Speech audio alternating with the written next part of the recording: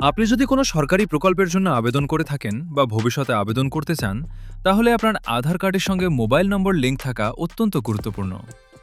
আজকের এই ভিডিওতে আমরা দেখাবো কিভাবে খুব সহজেই জানতে পারবেন আপনার আধার কার্ডের সঙ্গে কোনো মোবাইল নম্বর লিঙ্ক আছে কিনা। আর যদি লিঙ্ক করা থাকে, তাহলে সেটি কোন মোবাইল নম্বর সেটাও সহজেই জেনে নিতে পারবেন।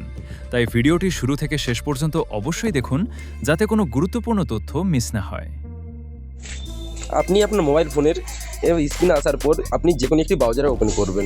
আমি গুগল ওপেন করলাম। গুগলে যাওয়ার পর এখানে লিখবেন মাই আধার লিখে সার্চ করার পর এই সাইটটা খুলে গেছে। এই যে সাইটটা রয়েছে সেটা হলো আধারের অফিসিয়াল সাইট। এই আধারে আপনি ক্লিক করবেন। এটাতে ক্লিক করার পর দেখবেন এই সাইটটা খুলে গেছে। এই যে সাইটটা খুলেছে, প্রথমে যে পয়েন্টটা দেখতে পাচ্ছেন সেটি হলো আপডেট আধার।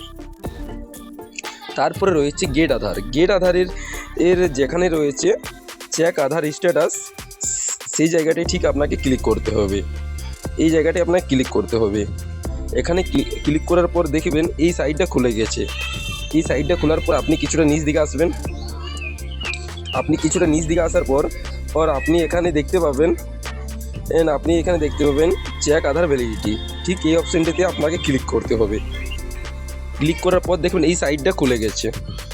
এই সাইটটা খুলে যাওয়ার পর এখানে যেটা রয়েছে সেখানে আপনার আধার কার্ড নাম্বারটা দেবেন এবং এখানে যে ক্যাপচারটি রয়েছে এই ক্যাপচারটি আপনি হুবহু এখানে বসিয়ে দেবেন।